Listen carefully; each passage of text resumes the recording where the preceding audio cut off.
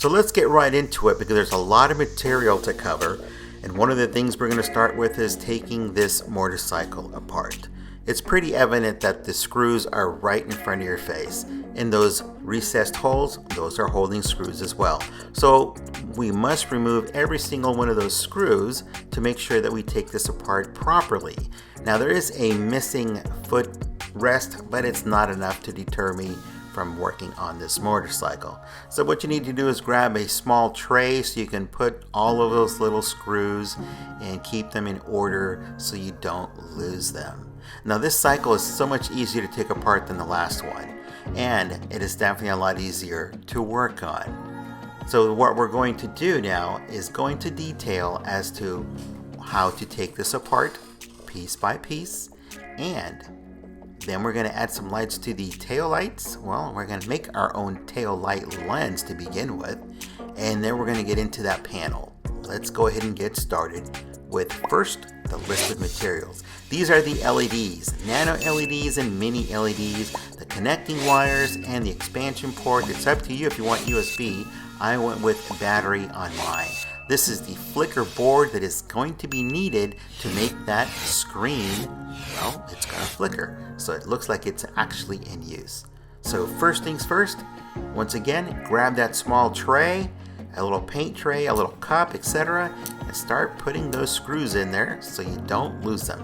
Fortunately, they're all the same except this one right here. This is the smallest one. All the others are the same size, so you don't have to worry about mixing those up.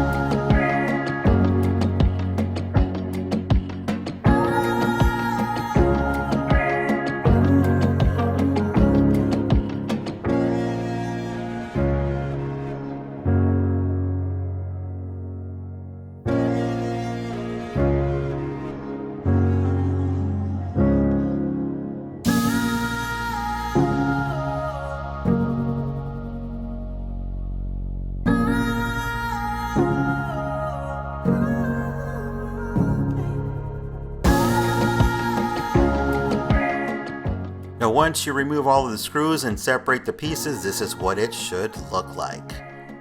Now that center panel that I told you about, which is located right here atop of the engine, we'll get back to that in just a moment. First of all, let's go ahead and start masking off these wheels. So find your masking tape, your X-Acto knife, cut it into strips, and start very carefully going around the wheel.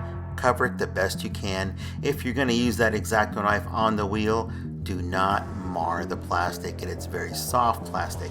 Now it's up to you if you want to paint the inside like I did. I went with a black. You may want to go with a chrome or silver or whatever other color you wish to have. Once you've got that painted, make sure you seal your work with either a matte finish if you want the matte finish, or a UV coating that, I should say, a clear coat protectant that's either a gloss or a matte finish. It's up to you to decide what to do. I went with a matte finish for mine.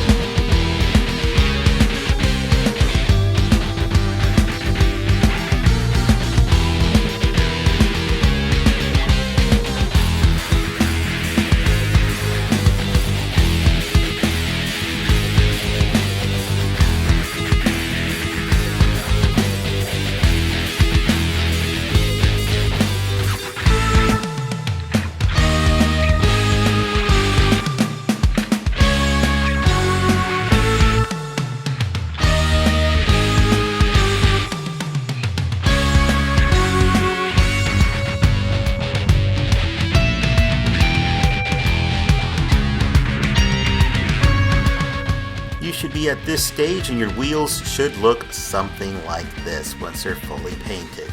Now, we're not done yet. We still got to paint the panels. Now, I went with the matte black, and it looks really good in matte black. I really didn't care for this gray blue.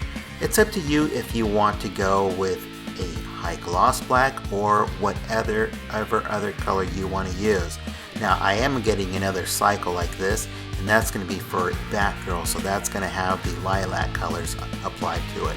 But for now, I'm going with matte black, as I've mentioned before.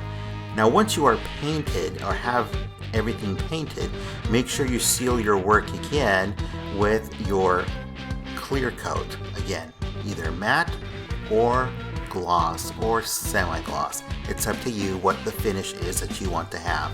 Once you've got it finished, then you can go in and apply any detailing that you want, weathering, etc., and then seal that again.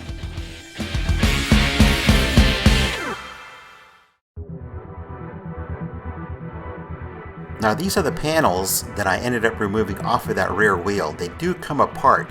You heat it up a little bit and one side will give way. I went ahead and painted these in a gun metal gray finish, metallic finish. They look actually really, really nice. Now, inside you see those partitions.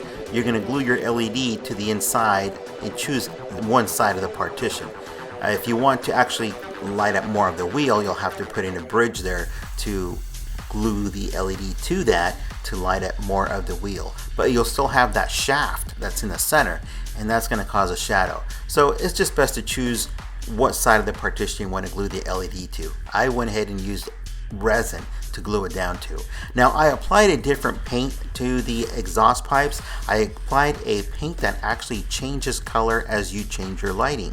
So I went from a blue to purple to a yellow to orange, and then there was kind of a pink to gold. So it looks really, really different. It looks so much nicer. I went ahead and sprayed in all of my highlighted silvers, and then I applied some of those changing color paints as well to parts of the engine. And this is what it looks like before it's finished. So these should be at this point.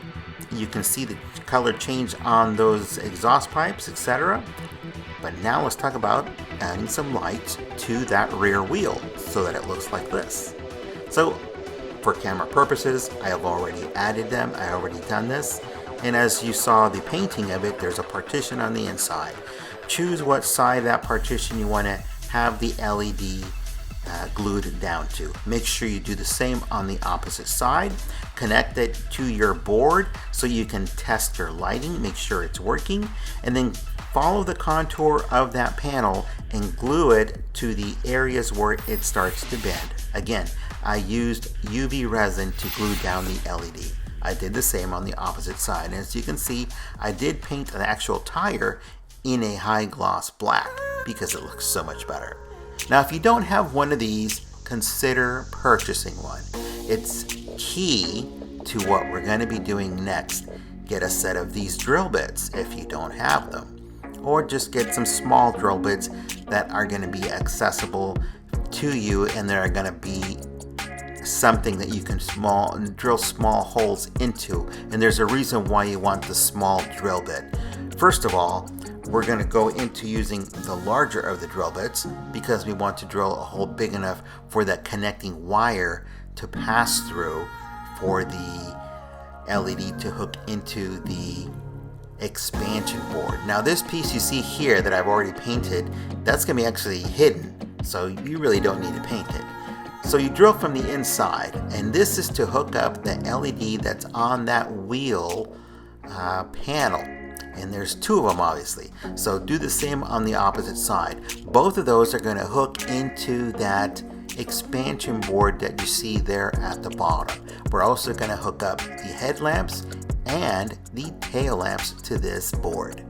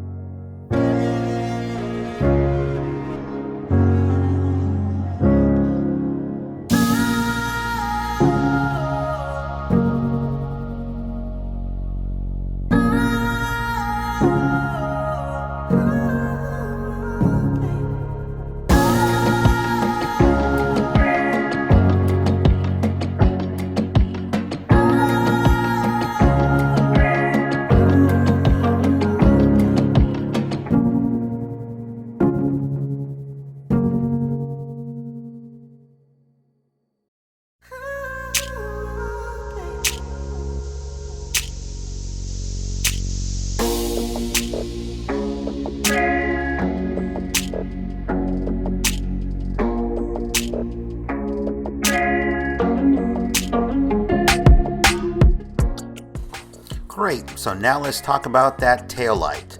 And the best thing to do is to take a piece of tape, mark out the holes that you're going to drill so that they are even on each side and the same height, so that you don't have them wonky all over the place. Again, this drill is going to be key because you can control precisely where you're going to put those holes, and you're not going to burn the plastic or melt it. Now once you split apart the seat and the tail area, remember there's two pegs on the rear end and on the front by the tank, so be very careful as you take it apart. But as you drill those holes, you're going to make sure that you go all the way into it without drilling into that peg, and then feed the nano wires in there, and then position them so that at the bottom you can cut another hole for those to feed through. Now we're going to make that LED tail light, and this is a kit that is for making molds. It is a silicone, and you can melt it down in hot water or with a heat gun. I've already done this for video purposes, and as you can see, I've already made the shape of the bar or tail light that I'm going to use. Now I'm going to fill that void in that mold using UV resin. I've added a colored dye to the UV resin. I'm going to mix it in thoroughly. Now I probably should have made it a bit more translucent. I made it opaque. However, it did work. Will it work even better if it's translucent? Most likely. It'll probably transmit light a bit better all the way through it. But it looks pretty good just the way it is. For the second bike, I may just go with a translucent. So you're going to fill this now. So you're going to take your mixing stick, like the one I'm using here, which is a small dowel or whatever other tool you have, even a screwdriver, and you're going to fill in your mold, not to the top, halfway. If you fill it to the top, you're going to have a hard edge or a rough edge you have to clean up. So the less cleanup you have to do, the better. So just go halfway on the mold that you created. Clean off the top so that you don't have any rough edges when it dries. And right now, just hit it with your UV light. Remember, the thicker the resin, the longer the UV light is going to take to cure it. The thinner it is, the quicker. So if you do it in layers, it'll be that much better, depending how thick is the piece that you're working on. This is actually very, very thin, so it didn't take very long to cure it, and it held up really, really well. But as you can see, it is opaque. It is not translucent. And here's the finished piece. It just took a few minutes. We got a few little edges to clean up. It's not too bad. The X-Acto knife will clean it right up. And let me show you what that looks like when you put an LED behind it. So here's that mini. This is not the nano. It's pretty bright. It's going to work just fine. The translucent would have definitely lit up the entire bar, but I'm going to keep it the way it is. Should I do another one? I could have. I just didn't do it. You can do as many as you want. That's why you want to mix enough resin to do so. I've already attached the nano LEDs to this. Now I'm going to feed them into the area where they're going to stay fixed. And then I attached it again using UV resin. So that made a permanent bond, nice and clean. It's a clear resin, so it's not noticeable or visible once it's glued down. Now don't forget to hook those into the nano board that you're going to have for those nano LEDs. But a lot of you are wondering, how did we get those lights into the instruments or the actual panel? Well, let's see how it's done. Again, this is going to be the key tool to get this done right. If you don't have this, make sure you get one. It's only about $10 or $15 to get one, and it's going to be so crucial to do so because you have control of the speed and the pressure and the depth you're going to control instead of using a Dremel. A Dremel heats up the plastic and it can actually melt it. So you're going to take this time the smallest bit that you've got, not the tiniest, just the smaller of the drill bits that you've got, and you're going to make it a center hole, and then take the larger drill bit of the diameter that you're going to be cutting into, and you turn it 6 times. That should be the correct depth. Don't drill all the way through because you want to feed that nano LED and you want to glue it into with resin. You want to have the backing so that you can actually have a full instrument, and you can just fill the back that you cut a hole into. You can cut a hole straight into the board directly down, or into where the peg is. Just remember, don't drill into the peg, drill on the side of it. And now once you've got your LEDs inside, take a small toothpick, take some resin. You can color the resin if you like to change the color of the LED or enhance the color of the LED. And then again, work in layers. glue it down, then add some more resin, and then cure it one more time until it's flush with the surface. Repeat that for each one of those instruments.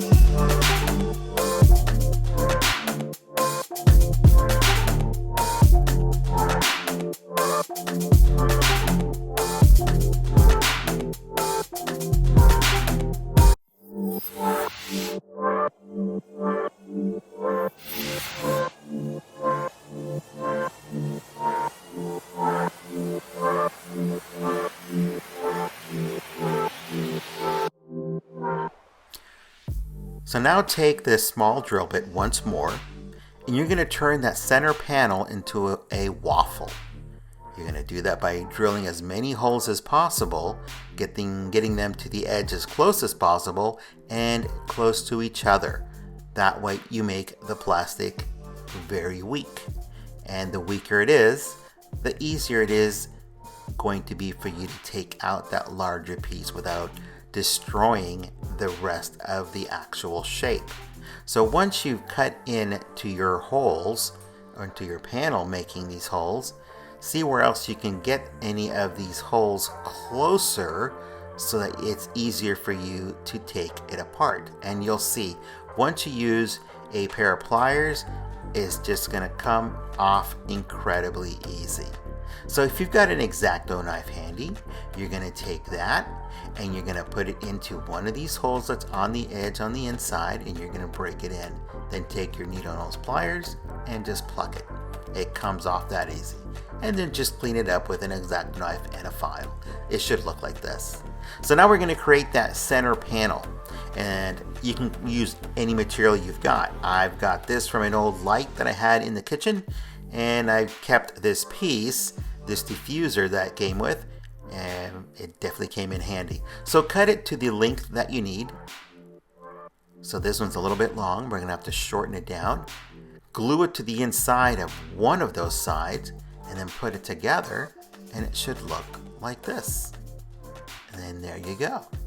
Once you put your flicker board on the inside with your LED, it'll look like this. Not too bad. This is the flicker board. It's pretty cool stuff. Very tiny. Fits right on the inside. The same method is for the headlamps. Drill the headlamp and then take this grinding bit and then recess it, so countersink it. Take that mini LED, glue it in there with your UV resin, and then hook things up right into the expansion board that's on the inside. The material that I used on the headlamps is the same material that I actually used on that instrument panel. I shaped it, I cut it, I trimmed it down, I glued it right in front of those LEDs. If you completed that step already, this is what your project should look like.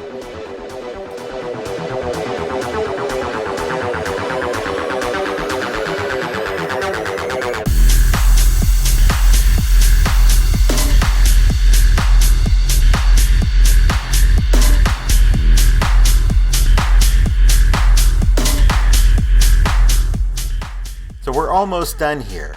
The next thing to do is to work on those panels that have those gun ports. Now for video purposes, I've already drilled it out, but just to show you, this is what I use to drill them out, and I drill it all the way through. There is a partition to go through besides just that surface that's right there, and that's just big enough for the connector to go through, but not big enough to set down the LED. So we have to widen it, and we also have to recess it. So by using that grinding bit, as you can see here, and I've already done so, and it just takes a couple turns because it's soft plastic, and it's just going to recess it low enough for that LED to sit flush against the surface. Once you've cleaned up the drilled area, feed the lead into the cavity you just created. This is a 15 centimeter wire. Bend the end of the LED where the diode is. Be very careful because it is very fragile. Turn it into an L shape and then push it down so it will sit flush, and then secure it with UV resin. And do the same for the opposite side.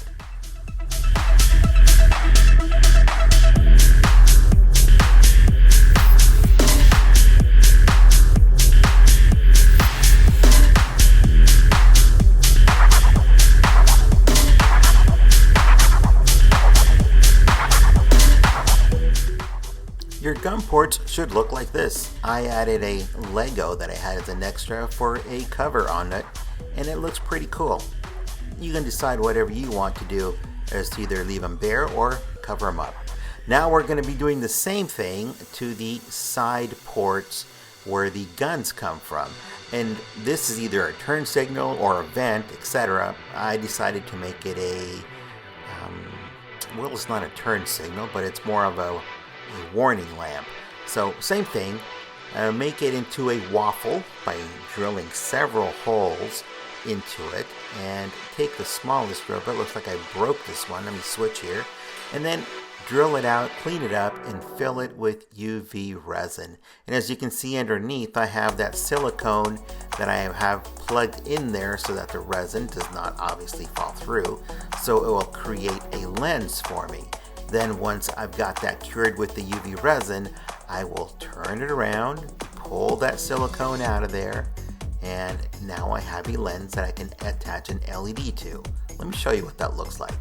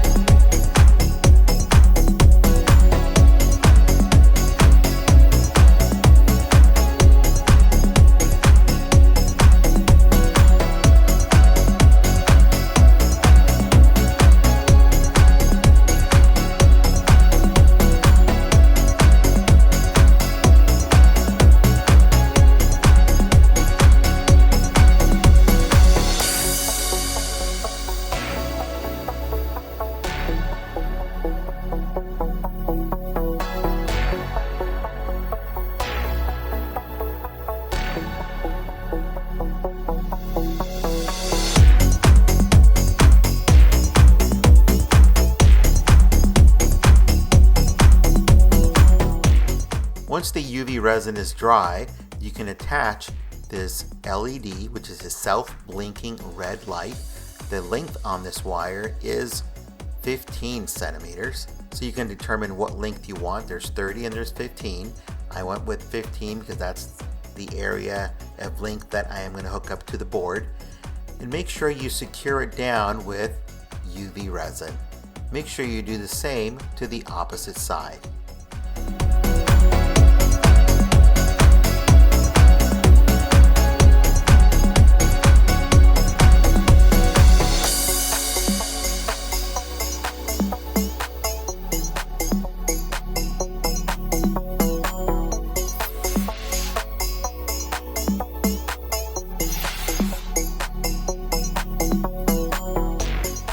Once you finish with your panels, you should have a matching set like this, and make sure that you hook up your lighting to make sure that everything is working. If something is off, this is the time to fix it before you attach it to the body and find out that something is not working. Again, these will attach to an expansion board like this to light up. This is what it will look like when you put it back together. The weathering that you do is up to you. This is the list of parts that we used: nano lights and mini lights. We also used the expansion board and connecting wires. You can go USB or battery. This is the flicker board that's on the inside to make that panel flicker. And of course, some of you are asking, well, how did you power your motorcycle? USB or battery? In this case, I went battery because I had the space. And here it is. I went with a box that holds 3 AA's. I kept the on switch on the bottom. Now, It just slides out, holds those three double A's there, and that's pretty cool. And I attached these tiny little low profile earth magnets to hold it to the bottom of the vehicle. I attached 4 other earth magnets, a little bit stronger, to be able to connect right away without having to worry about how it sits. It sits low profile, it holds it snug, and guess what? The vehicle still rolls. It looks really, really cool. I'm now going to leave you with some video, a little bit different than the intro. I hope that you liked the video. I hope that it was informative and it helped you be more creative with your Batcycle. If you do like it, give it a like, share it, comment, and of course, if you haven't subscribed, this is the time to do so. There's more videos on the way. In the meantime, keep customizing those action figures.